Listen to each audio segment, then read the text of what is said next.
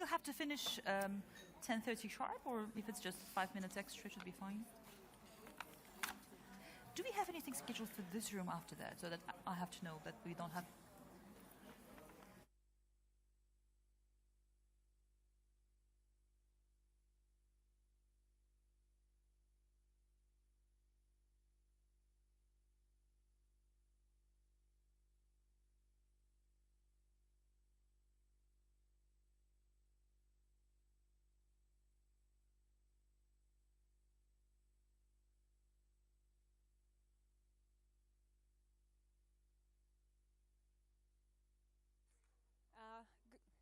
Good morning.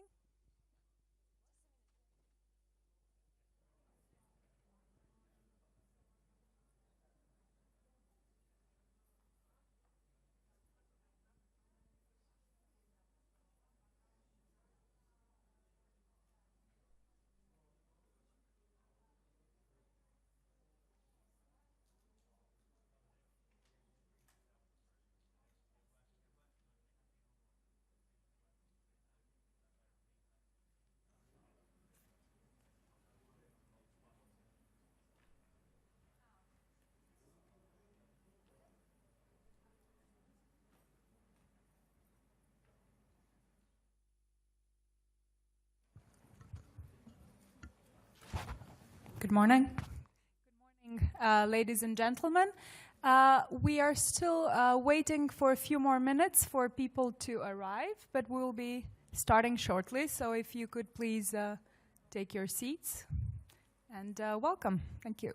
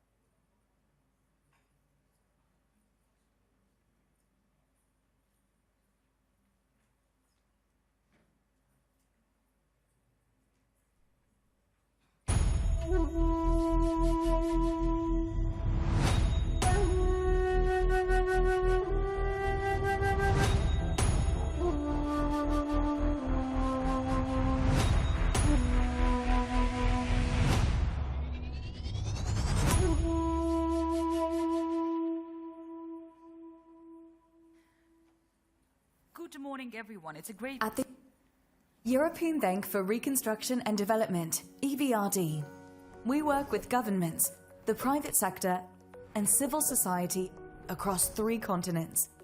Civil society is vital to empowering public dialogue, promoting accountability, and ensuring the inclusion of underrepresented people. We engage with civil society through information, exchanging information about projects, policies, strategies, reports, and data. Accountability, monitoring environmental, social, and transparency concerns about EBRD-financed projects and performing independent reviews. Civil society organizations and people affected by our projects raise these concerns. Dialogue, facilitating dialogue between civil society and institutional leaders to share technical expertise and best practice. Consultations, consulting civil society on the EBRD's policies, strategies and projects. Collaboration, strengthening the capacity of civil society through innovative technical cooperation programs. Partnerships, fostering partnerships with civil society to support effective project implementation and to multiply impact. To learn more about our work with civil society, visit www.ebrd.com or contact us. At the European Good morning, everyone. It's a great pleasure to welcome you all at the second day of EBRD's forum in Samarkand. And it was a great privilege. I will be moderating, my name is Aziza Umarova, session with the civil society. And what we would like to discuss is how civil society organizations can be part of the dialogue and activities directed at the creating together resilient societies in Central Asia. And we have very diverse cohort of speakers today. We have representatives of the civic, public, and private sectors with us today from different countries. If I could single out three areas that will be today our focus for discussion, I would say that how we can strengthen participation of civil society in the public decision-making so that they're able to make their voices heard. It's also about promotion of economic inclusion and making sure that we have vulnerable groups at the table also able to influence the decision-making via the active engagement as citizens. But also it's about thinking for the future, how do we mitigate adversaries of the climate change and how we can make sure that we are understanding the transformation, move to the green growth, and how we can rope in different groups of people in this journey with us. We're also going to have today a very important keynote speech by the Vice President of the EBRD's bank. It's important for us to hear messages, so what's there for us. But then we're going to have very vibrant discussion with our highly esteemed panel discussants, and we will try to cover different things and also touching this in the realities of the Central Asian region. So we hope that the next hour will be fruitful for all of you, and we will leave this room after 1 hour with our food for thought and ideas, what we could start doing differently next Monday. It was a great pleasure. I would like to give a floor to Mr. Mark Bowman, Vice President for Policy and Partnerships of EBRD. And Mr. Bowman used to be, before joining EBRD, Director General for International Finance at Her Majesty Treasury in UK, and he was specifically leading the work of Treasury on foreign finance ministries. Floor is yours. Well, good morning, everybody, and thank you very much, Aziza, for that welcome and your introductory words. It's a real pleasure to welcome you here to the second day of the CSO Forum. I've heard very good things about the discussions you were having yesterday, and I'm very pleased and proud to welcome you to this open panel, this session on discussing promoting civil society's resilience in Central Asia. And I think we have a fantastic panel here, and I'm looking forward to an excellent discussion. As you know, the EBRD and Central Asia have had a very long-standing relationship. The EBRD, currently the largest institutional investor in Central Asia, and we currently have close to 18.5 billion committed in various projects, almost 1,000 projects actually, in various sectors from infrastructure to agriculture. We're very proud of the role we have played with our unique model, combining investments with technical assistance and policy dialogue and promoting reform, and we're also very proud of the work that we have done with civil society. Now, the topic of today's discussion is resilience, and resilience has many different dimensions. If you think in terms of economic resilience, then this region has actually shown remarkable strength in recent years, dealing with the COVID crisis, dealing with the economic impact of Russia's aggression on Ukraine. The bank, the EBRD, expects that this region will grow by around 4.9% this year, quite a significant figure. Of course, there is more to do to further promote economic resilience and stability, and there are other dimensions of resilience. I kind of picking up on Aziza's introductory comments. Climate resilience is an incredibly important topic in this region, a region that is very vulnerable to climate change and the impacts of climate change. And of course, the topic of today's discussion, civil society. Resilience must extend from economic growth, from climate resilience, to the resilience of civic sector-led social growth. Now, the EBRD is committed to supporting countries' transition to market-orientated economies and committed to working with countries that apply the principles of multi-party democracy and pluralism. And we absolutely recognise the vital role that civil society organisations play in promoting and protecting our values, bringing democracy to life, advocating for public interest, and facilitating citizens' participation in public life in general and promoting accountability.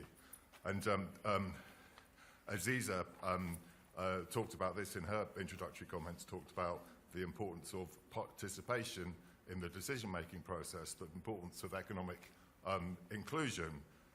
We very strongly believe that countries with vibrant civil societies are more open, more inclusive, and ultimately more prosperous and successful. And I think that's a very important principle to remember. Delighted to be here and to listen to the conversation that the panel will have today. We have some fantastic representatives and experts who will reflect on good practices that can help us to achieve more resilient civil societies. The focus being on the progress that can be made. And of course, I should say that we are very aware of the challenges in terms of transparency and inclusive governance in this region, the issues that this region continues to face. We are certainly not naive in terms of not understanding those issues, but understanding the issues, recognising them, and having a dialogue is incredibly important, and that is the first step in terms of working out how best to address these issues and move forward, and recognising that for every country this is a journey, and this is a journey where the EBRD wants to support countries in terms of making progress along the route. So without further ado, after these few introductory words, I'd simply like to hand the floor back to Aziza to introduce the panel and to conduct the discussion. And as I say, I very much look forward to listening to the discussion and hearing the views of the panelists. So thank you very much. Thank you very much. At our panel today, we have Barbara Rambousek, who is Director of Gender and Economic Inclusion at EBRD. We have Ashita Mittal, Regional Representative to Central Asia of UNDC. Tolekan Ismailova, Director of the NGO Ecoforum and Human Rights Movement from Kyrgyzstan. And Vadim Ni, Chairperson of the Board of Social Economic Fund from Kazakhstan. Again, it's a very diverse group of speakers, and we hope to hear views from different walks of life, but also from different prisms as well, to enrich our understanding of situation and also looking for the ways forward. And I would like to start by my first question to Ashita Mittal. In the past, I spent 10 years with UN in Uzbekistan and abroad, and I have a lot of knowledge about UN work around the world. And sometimes it also can be not very straightforward or easy in different contexts. So I would like to ask you, Ashita, what UNDC is doing to lead the work on good governance in Central Asia. What you could tell us about any challenges in the governance areas, and what can be done to strengthen the local communities, local capacities, to help us together in this journey. Thank you, Aziza. I would say it's actually a privilege to be serving in the Central Asia region at this time, when the whole region goes through transformative reforms in more than one ways. Some in which we have progressed and the others that will take us a longer journey. And I'm also very pleased that we have also an opportunity to discuss the civil society engagement, especially in building up resilience. This region is facing with triple crisis of recovery from COVID-19, the conflicts that rage in its neighborhood, but also the climate, the challenges that are there. And it's important that the civil society partners are engaged in building up good governance and also in addressing a critical element, which is anti-corruption measures.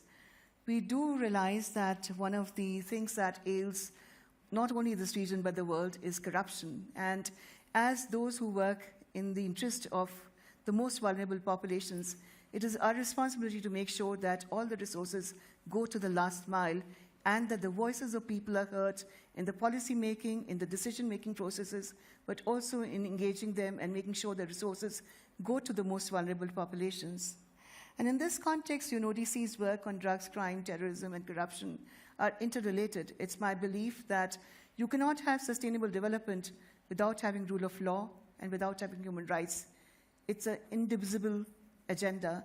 And I'm very pleased that most of the governments in the region are engaging with us through our work, our programs, and that are related on a wide range of issues, including in looking at legislative reforms, in looking at policy reforms, and also in addressing, as I said, the criticality and the vulnerability that relates to radicalization of very young population.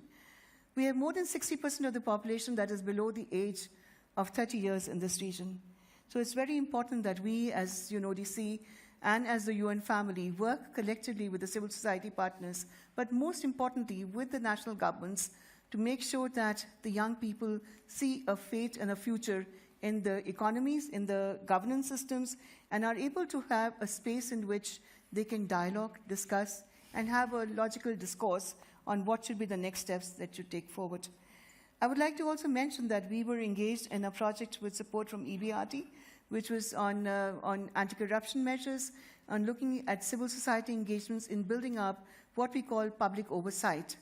I believe that the most important role that we can play is to become a bridge between the aspirations of the civil society, the aspirations of the government, and also to make sure that we also bring in the best practices, the tools that make it possible for us to put the application on the ground.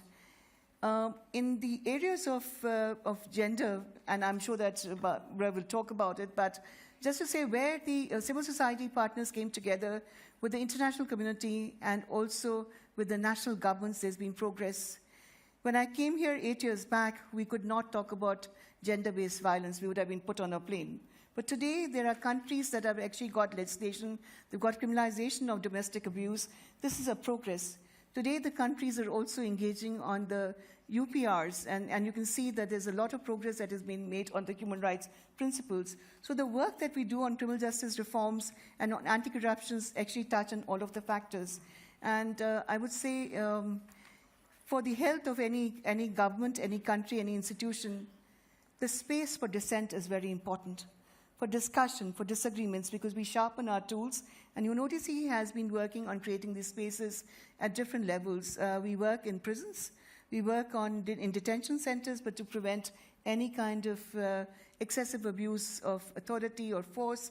We also try to see how we can apply the minimum standards of treatment of prisoners, and also to make sure that we hear the voices of those who work inside the prisons, but to also create spaces for civil society partners to work in closed settings. So I'm giving you some examples of it, but there's a lot of work that we have done where I think that because we work with also law enforcement institutions, currently we're engaging also on prison reform issues, on police reform issues in many countries, because that's a critical area where human rights due diligence policies are important.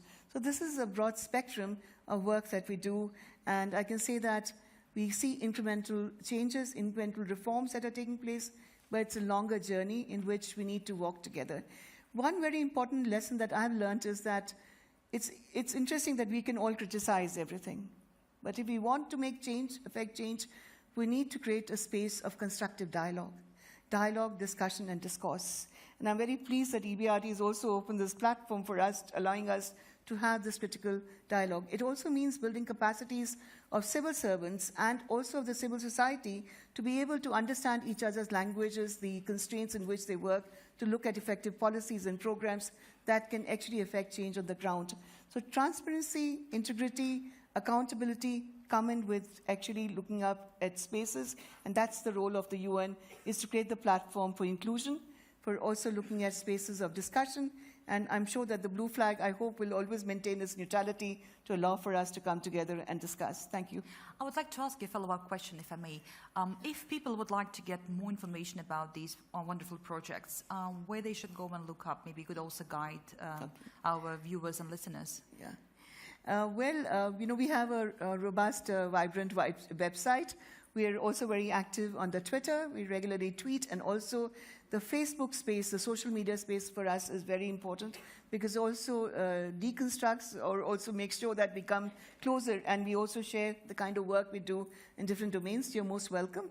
And please, UNODC, Regional Office for Central Asia, it's based in Tashkent, but we've got 5 program offices across the region, in which we work very effectively. I can tell you, I also know the work that's happening in Kyrgyzstan, so you know that we work very closely with all of the civil society partners and also the private sector. So, you can please look at our websites. We have our annual report I'm happy to share with you, and our website is www.unodc.centralasia, and you can always access our information. I'm a phone call away if you need to have discussions. Thank you very much. My next question would be to Tolkan Ismailova.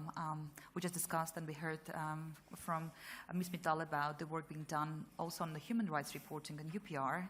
And I would like to touch, if I may, the issue of the human rights in the region. We keep seeing different reports on that. And I think in general, the overall impression is that we have a lot of challenges in this area, in the region in general. I would like to know more about your work, what your take on this. What do you think is happening with the civic space and the human rights? And what would you see the way forward in this? Thank you so much for your question, dear Aziza. Assalamu alaikum, everybody. Hello. I represent human rights movement Birdino Kyrgyzstan, which founded a long time ago. It was Citizens Against Corruption. And after we changed our name because we are growing and new generation joined to us, a youth movement, women from community. And I think it's a nice network, horizontal and participatory. And we are working in 7 regions in Kyrgyzstan, and we started work from community and we continue for today. And include International Human Rights Documentary Film Festival, One World.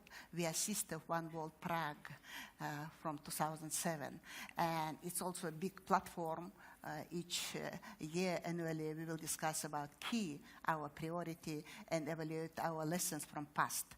And I won't describe only our lessons from past, because we learned a lot from pandemic. And I remember when we visited prison system, because our government forget prison, closed institution. We visited children without parents and try to help, because we are human rights defenders, we are local activists. And I promise, dear Aziza, we should, and dear our leaders, we should localize global project, include EBRD, to community level. That's why our key issue, we need participation from community to national, to regional, global, and have good partnership, because human rights is universal. And we remember this from our independence. It was our dream. And I was very happy when yesterday and before yesterday we discussed about new strategy, EBRD, which include our value, universal value, European value, human value. And this year we will celebrate 75 years for UN Declaration for Human Rights and guidelines for human rights defenders, which forgotten by diplomats and by sometimes EBRD. Sorry, because when we work in a rural area, when we have a tragic time, for example, in my country we lose 2 glacier during this mining company, Kumtor. And it was long time ago. And I remember when May 2098, we have crisis, catastrophe when 5 villages was affected by cyanide. And for today, women who was physically aborted by our government try to access independent judiciary system and try to get justice for today. And if you look to dear Zhita, when we look to prison system, I think its impunity is classical, and we should also to put for EBRD strategy, we need support to ICC, because ICC create decision against aggressor, for example, Russia, Federation, Putin, and we are working closely with our Ukrainian partners, for example, Alexander Medvedchuk and others, and try to support to new refugees from Ukraine, you know. And I think war is not only in Ukraine, war with us. In Kyrgyzstan, because we are victims from Stalin regime. And I remember when we have our partners from Ukraine which deported in Stalin regime, and for today we don't open archive, we don't have real our historical, this tragedy. That's why I think it's very important discussion. It's very important place, Uzbekistan, because we love Uzbekistan, and we was closely work with our partners in Uzbekistan, and we are happy when Uzbek authority open window, open door for civic participation, for civic space. And today is very important day for me, also for our civic leaders, because Constitutional Court started hearing now, because we applied 1 year ago demand justice, because our parliament create for our NGO law state control.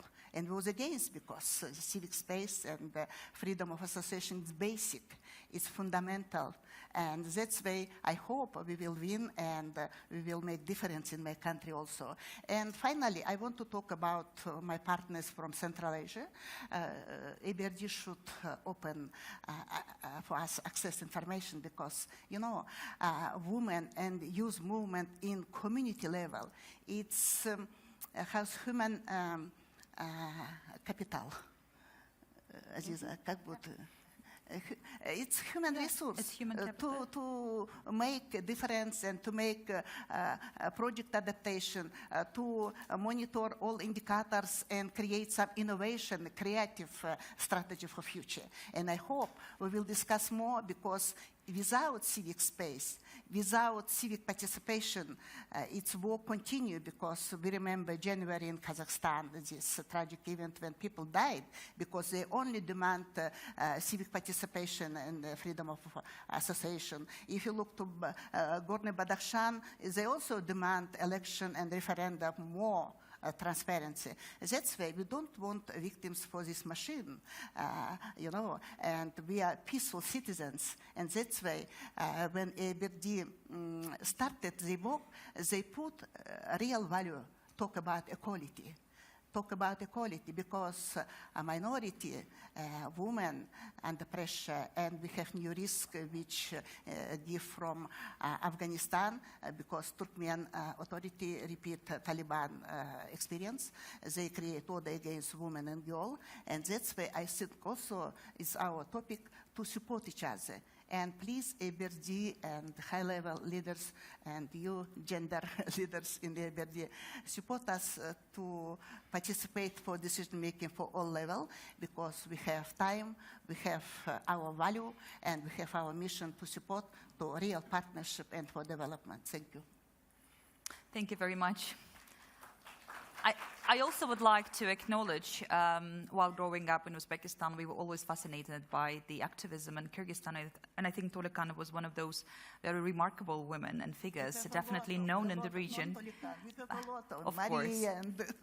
And I think it's great seeing that women are drivers in this process in the neighboring country, and I think it's a great role model as well for younger generations, because you never were afraid to be vocal, and it was definitely noted, and I think it's great to see that it's again led by women.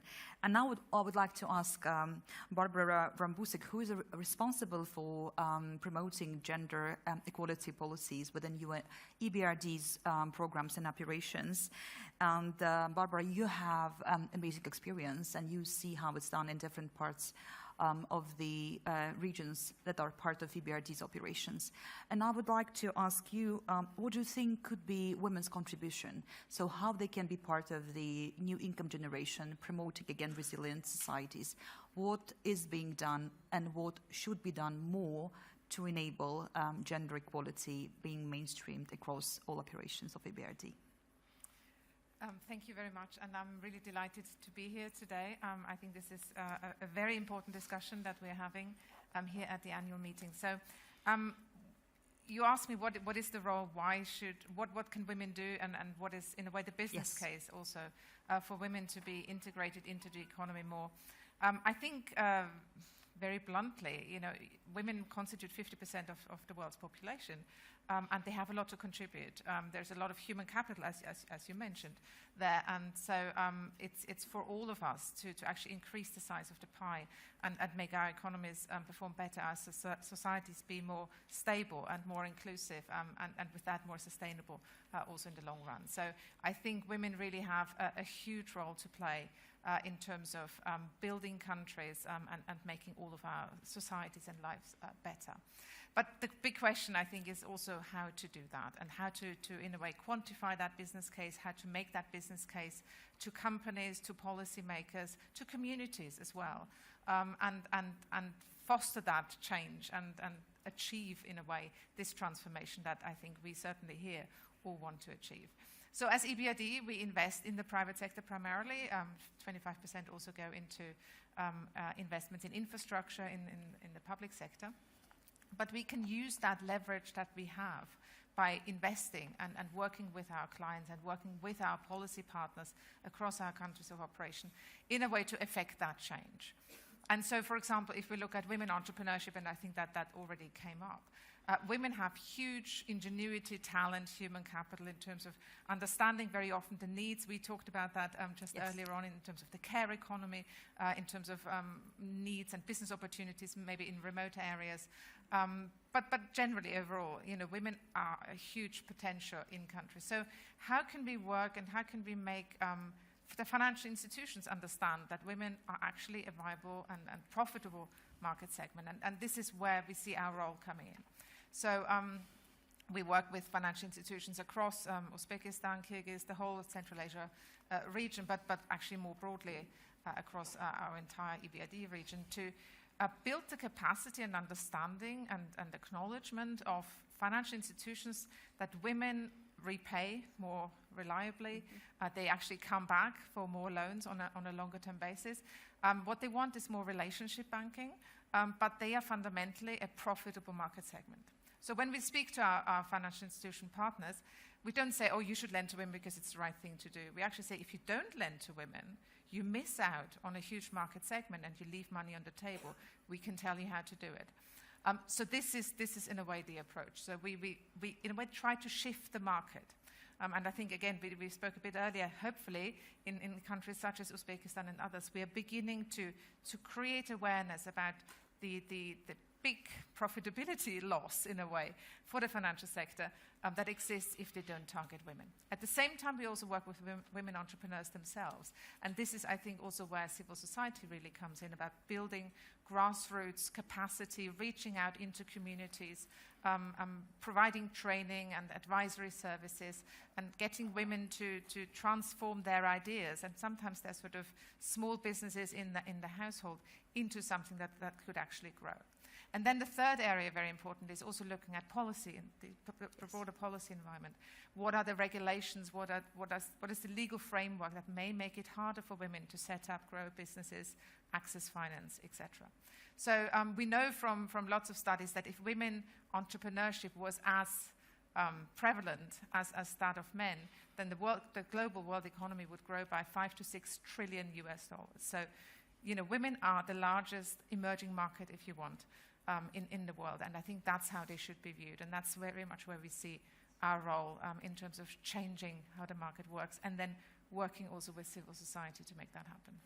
Could you please also share with us the work is being done around the sector skills councils? That would be very interesting to hear more about that. So sector skills councils is a very interesting approach because in a way I just talked about entrepreneurship now, but of course there are lots of fantastic opportunities working with larger corporates or with smaller companies, particularly in emerging sectors such as the economy transition, the green economy transition in the energy sector, but also in many other sectors. The important thing is, though, for women to get access to the right skills, to take educational decisions, to not self-select out of careers in engineering, for example. So to have the awareness to understand what does it mean to be a female engineer in the energy sector in Uzbekistan, for example. And how can we work, basically from our side, the question is how can we work with our clients, primarily in the private sector, to shape those education decisions, but also to shape the quality of the education that is being provided in universities, in technical vocational education institutions. And for that, we are bringing together the private sector companies in a particular sector to form what is called a sector skills council that then takes on a formal role as part of shaping national skills policies. This is about occupational standards, skills standards. This is about changing the curricula in relevant education institutions from universities all the way to vocational institutions. So that actually the young men and women that are going through those trainings have the skills that are needed and that reflect the requirements of the labour market today and are therefore employable. So it's a direct partnership between employers, between education institutions and policymakers. And that is actually something that is very powerful, that we are working on that in across the region in Kazakhstan. We are looking to launch that also here in Uzbekistan, but also across many other parts of the EBRD region. So it's a key mechanism in a way to again use that private sector input to shape policies in the right direction. I think it's also extremely relevant in the ages when we are seeing like the artificial intelligence killing the jobs of the future. And it's important to understand what will be really in demand in 20 years' time to navigate the path with a career in education and vocational training as well. So I think that's extremely relevant. And I hope that also in Uzbekistan we will be able to see this council working. Thank you very much.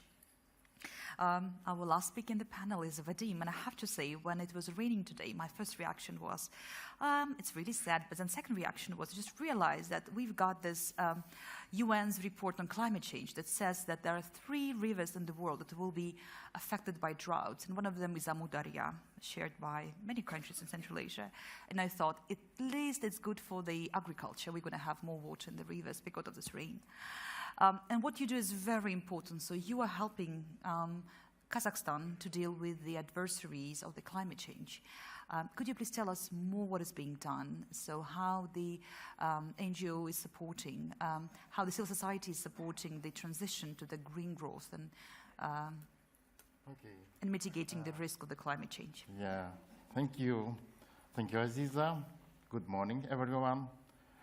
Environment and sustainable development are traditionally strong areas of activity of the civil society in the region. And of course, there are environmental NGOs in each of our country operating in different regulatory environments. And building of civil society resilience for us in an iterative process because we are facing new challenges, and that is in this case, one of the challenges is climate change, and we are claiming for climate justice. Of course, in Central Asia, still clean air, sustainable mobility, sorting and recycling of household solid waste are environmental challenges which are more familiar for urban communities, and access to water for drinking, sanitation, and irrigation, natural conservation for sustainable tourism and traditional economic activities are key environmental challenges for rural communities. But that's why it's important for us, for the civil society organization to deal with climate change, and we are dealing with climate change step by step, starting with raising public awareness on climate change. And having experience of work on raising public environmental awareness, I should say that climate change is more complex phenomenon. To visualize it and to show the interconnection between the climate future and proposed climate action. And if we are talking about the long-term climate goals until 2050 or 2060, this means that we have to discuss them with youth and even with kids. And what we are doing in our organization, first we're trying to generate the knowledge product on climate change, which are more tailor-made for civil society organizations, for communities in Russian and national language. Normally it's only Kazakh language in case of knowledge products. We are conducting studies on how the communities experience the climate change, what this means, the climate justice for us, and how we can participate in climate policy, which is countries of Central Asia are developing right now, and how we can localize the climate action. And then we support the Live in Asia environmental media as a regional platform for expressing opinions and exchange of environmental knowledge and information, including climate change information. And another option is YouTube channel with animated environmental videos in Russian, Kazakh languages for kids. Well, soon we are expecting also environmental videos in English. And it was launched a few months ago, but we already reached the indicator of 3,000 views per video, which is great for us. And we're expecting for the next one maybe 5,000.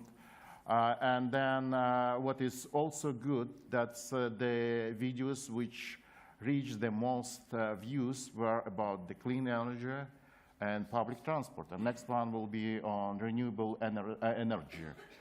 And also we are supporting the youth engaging in environment protection and climate action by by operating travel grant program for environmental activists from Central Asia to exchange views with their colleagues within Central Asia, because for the youth, it's important first to exchange the ideas within their generation, and then step by step to engage in climate action.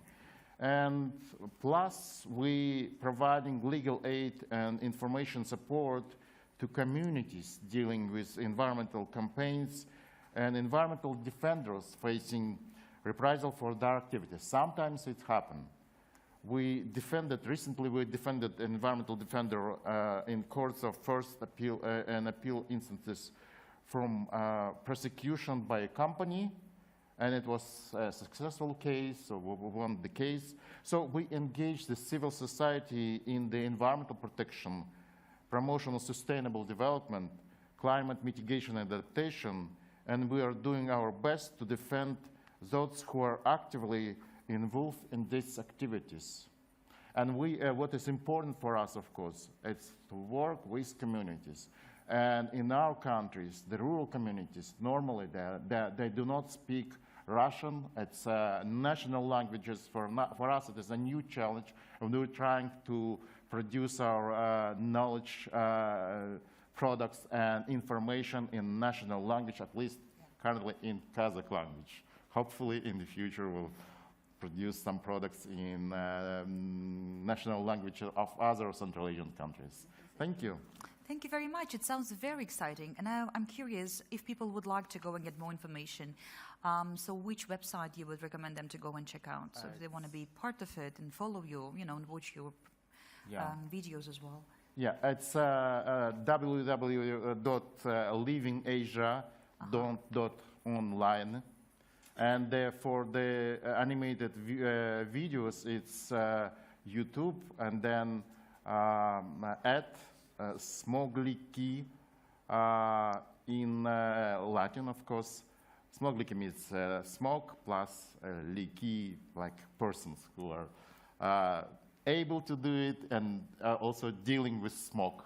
Yeah. I'm asking because it can be also inspiring for some other people in the region.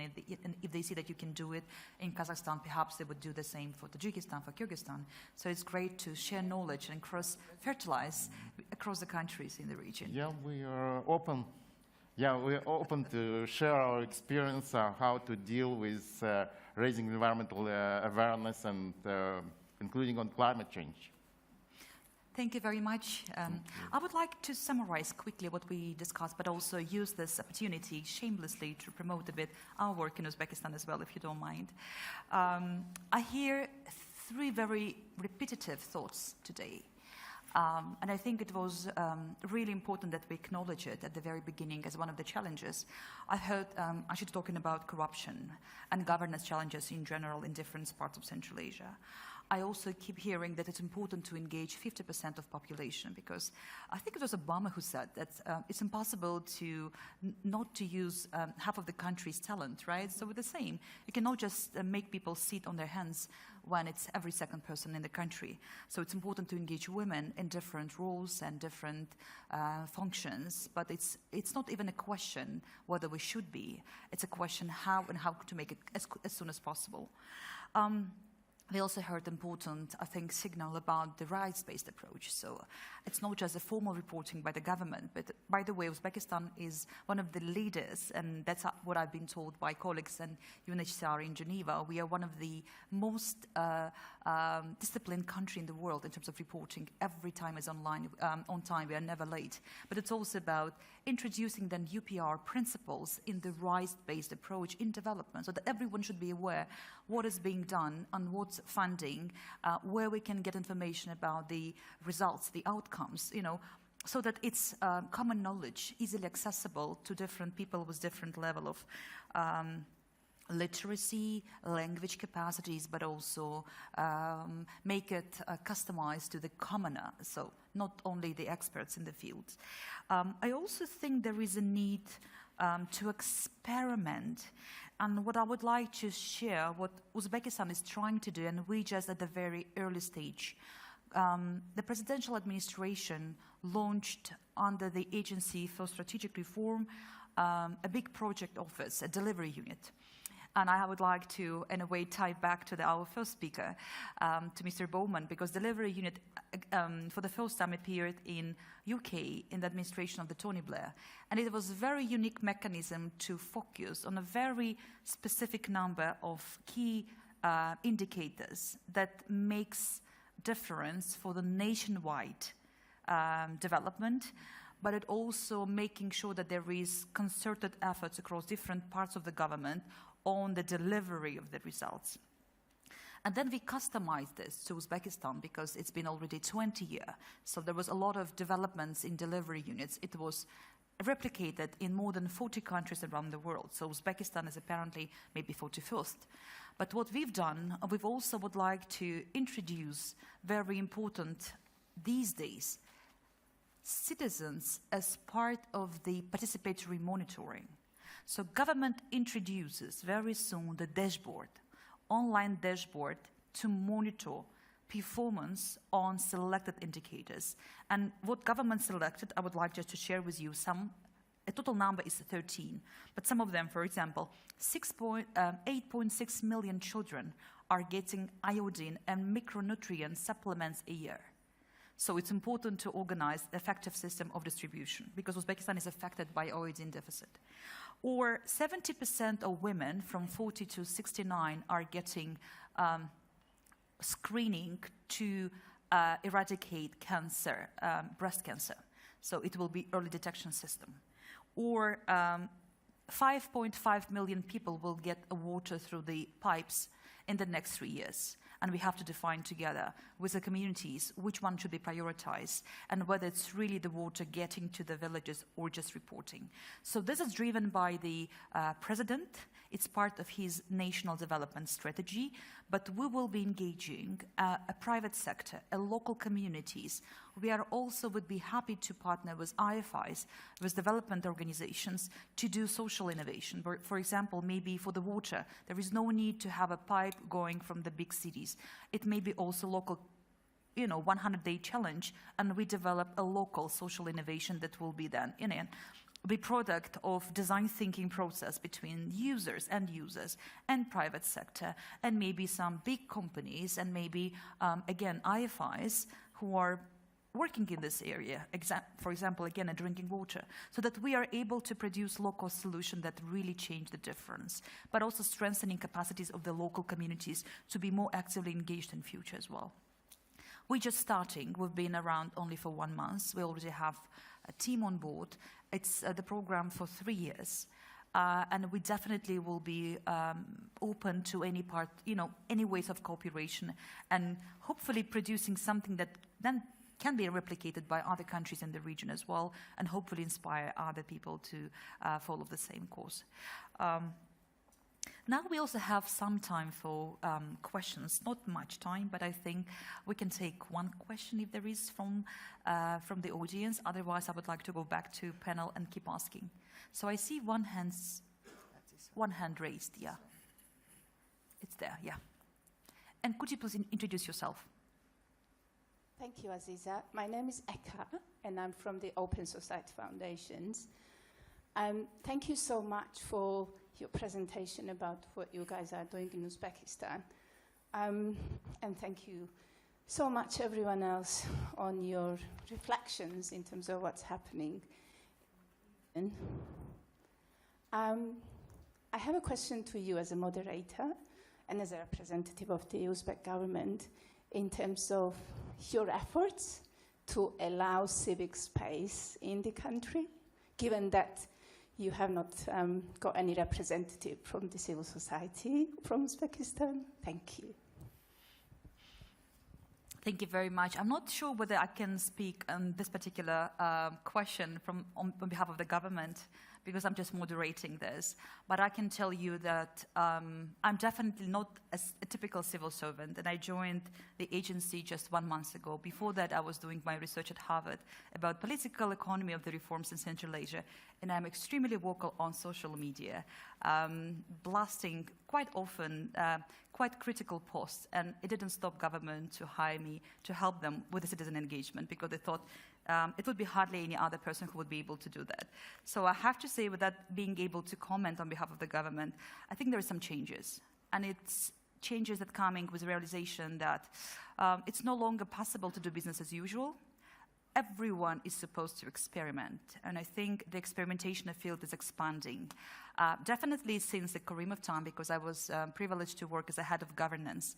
The only governance portfolio in Karimov era was headed by me for 10 years. We were the only international development agency working in Uzbekistan for 10 years, dealing with the issues of human rights, parliamentary development. The only project with the Cabinet of Ministers on local governance. And I can tell you, comparing that time and this time, there is a huge difference. There is a huge leapfrog. However, there is much more that needs to be done. And to make it happen, I think it's about exactly trying to get more information, more transparency on big infrastructure projects happening in the country, making people aware what is being built for what and when there will be a difference in the lives of people. That, in my view, is something that we all have to carry forward. Everyone making a step had this goal from different, again, places where we sit. And in the nearest future, we may have some difference. But that's, again, do not take it as official comment from the government. It's rather my personal take as a citizen with the green passport of Uzbekistan. Any more questions that we'd like to ask to our panel discussants? Yes. Assalomu alaykum. Men birinchi o'zbekcha so'ramoqchiman. Savolim Ozodlik radiosining muxbiriman, Barno Anvarman. Meni savolim Aziza Umarova sizga. Siz O'zbekistonda tanilgan o'sha jamoatchilik faollaridan birisiz.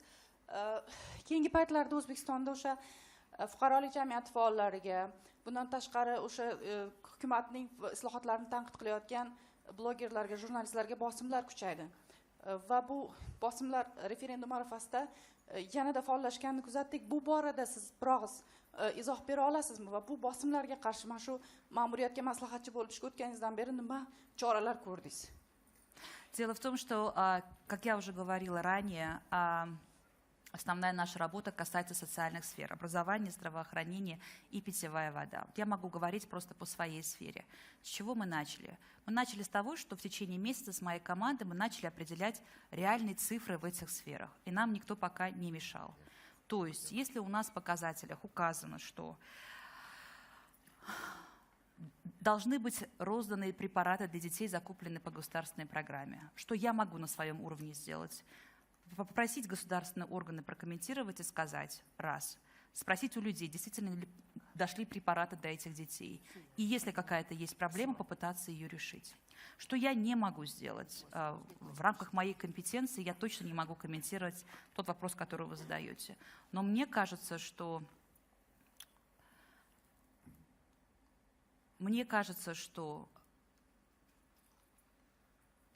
возможно, в будущем необходимо, чтобы участвовало больше представителей, возможно, они есть в зале тоже, да, от гражданского общества, которые могли бы ответить на него. Я просто не уполномочена ответить. Сейчас я бы хотела, если вы позволите, наверное, попросить, I would like to ask our panel discussants, if I may, maybe to have their final words, kind of wishes, or maybe advices. What should be done more? And we have to be definitely very demanding about the changes in civil society space in Central Asia. But I would like each of you to tell us one thing that you wish could happen in the next 5 years with the civil society, something that we can take as recommendations, and maybe even jointly with EBRD's management public as a recommendation to the governments in Central Asia in civil society. So to make it also, linked to the direct takeaway or advice to the governments. Aziza, yes. I really think that one of the most important things, not only in Uzbekistan but across the region, is to look at whistleblowers' protection, which allows for greater engagement of civil society to engage on more difficult questions. And second is to really develop a culture of integrity, transparency, and accountability by training and educating young people in looking at all spectrums of the work that can be happening to the public education systems across the... So it requires cultural change, practice change, and way of thinking, and we need to engage with young people. Thank you very much. Vadim, yes. Thank you. I have one suggestion, not to the government, because I don't see the representative of the government, so it's a recommendation for us, for the civil society organization. Environmental organizations, environmentalists in Kazakhstan, in Central Asia, they are traditionally was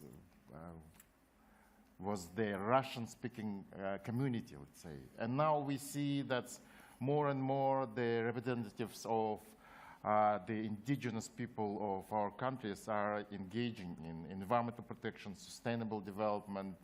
And I think it's what is important for us to work with the indigenous people, to engage them in environmental protection and share our knowledge and information and share our experience with them.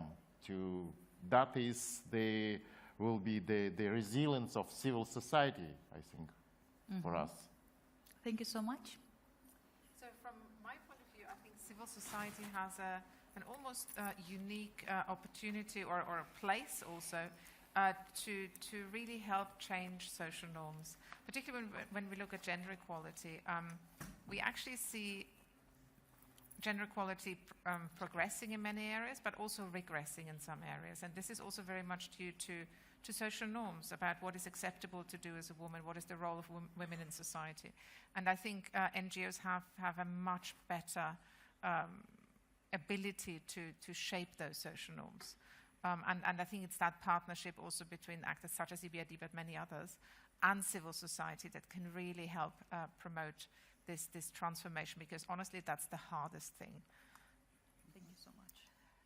We discussed 2 days together with our national, regional, and international partners Solidarity Network.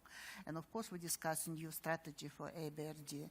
And we have requests to implement guidelines for human rights defenders, because sometimes diplomats and banks ignore this principle. It will be very important to think about women human rights defenders, activists, security, because they are busy with ecological house issue, and we need to think about prevention, not only busy about current situation. We need to be very creative and think about future for 1 year and 2, 3 years, and this way we need to adapt for new EBRD strategy, equal participation for decision-making process, women and youth movement, and it will be a great opportunity, and think about how we will create together partnerships for digital security. Thank you.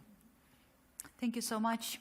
I just would like to make my concluding remark, but I think it's very important for me, for a person who has been dealing with the public governance and institutions for the last 20 years of my life.